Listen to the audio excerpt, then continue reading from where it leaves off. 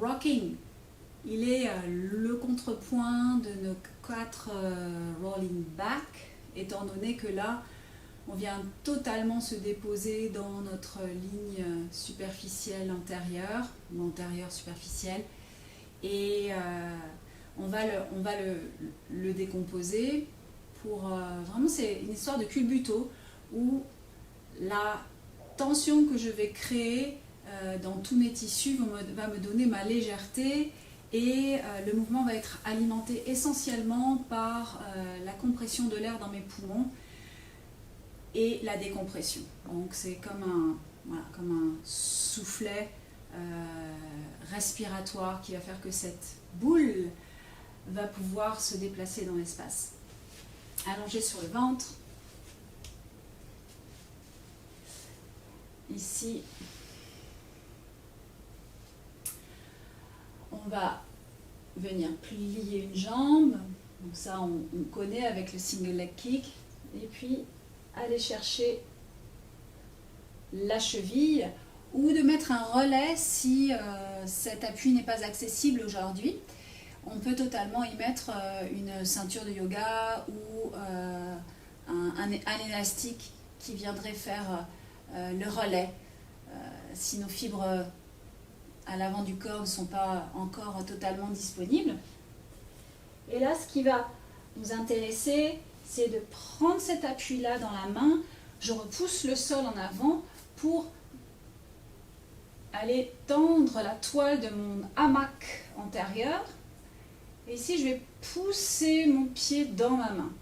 Ce qui va nous intéresser, c'est de surtout pas aller emmener l'épaule à l'arrière, mais d'aller poser la tête d'humérus dans ce hamac de cette ligne brachiale antérieure profonde et superficielle. Donc petit pec, grand pec, on ne voudrait pas les louper ceux-là, et biceps, de pouvoir pousser et que ce soit cette pression du pied dans ma main qui puisse soulever mon sternum ici. Donc j'ai le relais de ma main, là, et puis ça redescend. Le contrepoint, j'inspire dans le bas de mes poumons, j'inspire dans ce soufflet lombaire. Je prends appui, là je vérifie que je ne me retrouve pas en rotation externe. Je suis ici pour porter mon sternum et donner un contrepoint. Redescendre, dernière fois. Et ça redescend. La même chose de l'autre côté.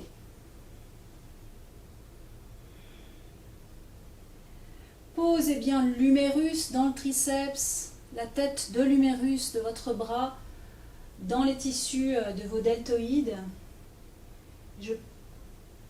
Je potentialise cet appui entre ma main et ma cheville.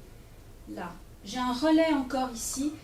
Je peux repousser le sol devant ou tracter le sol. Amusez-vous. Regardez ce que ça donne pour vous. Et ça redescend. Je repousse. J'ai l'appui de la main. J'organise au niveau de mon épaule. Dernière fois. Je prends appui, je suis appuyée sur les côtes ici. Et ça redescend. On enlève. On va aller bouger les hanches à gauche et à droite. Donc là, on a été informé, on va dire, les deux côtés de notre ligne antérieure superficielle, de la possibilité d'aller déposer ses os dans ce hamac et d'ensuite de pouvoir aller bouger dans l'espace. Donc, à présent,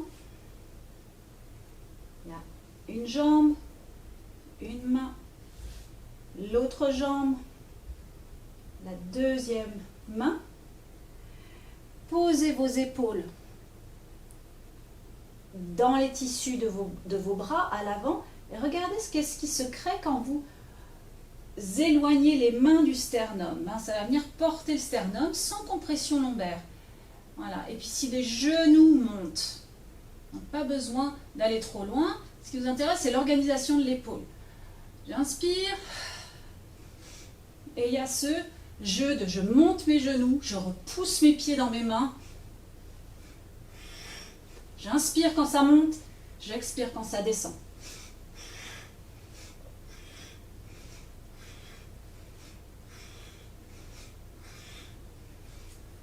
Et ça se redépose.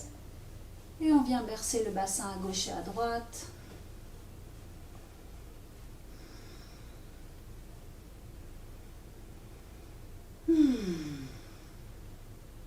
Ce qu'on peut voir souvent, c'est la perte d'intégrité de ce hamac ventral en fait. Et avec des coups de rein pour essayer de faire bouger on va dire cette organisation. Souvent ce qu'on peut voir c'est ça. J'exagère beaucoup et qu'en fait c'est comme si on picorait quelque chose qui est devant nous. Alors, et du coup, on perd complètement la tension de nos scomes et le haut de notre ligne antérieure superficielle. On perd la tenségrité en fait.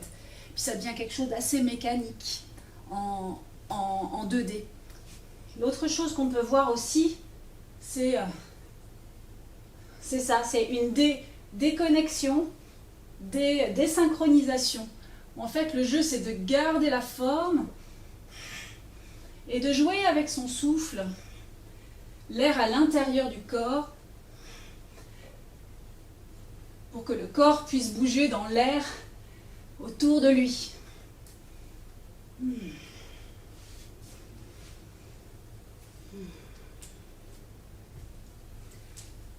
Il se construit avec justement cette ouverture d'un pouce à l'autre, d'un sternum à l'autre, pour ne pas aller compenser avec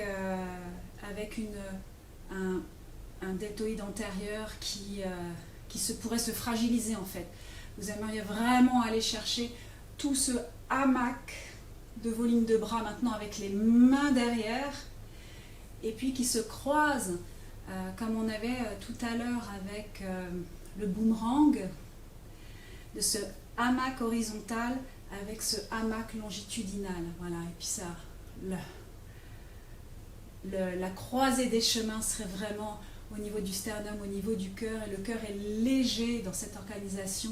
Et le cœur vient converser avec les poumons, car dans l'inspiration, il y a une allégresse, une élévation, et dans l'expiration, il y a un retour à terre, jusqu'à ce que la prochaine inspire des poumons puisse littéralement redonner l'allégresse du cœur.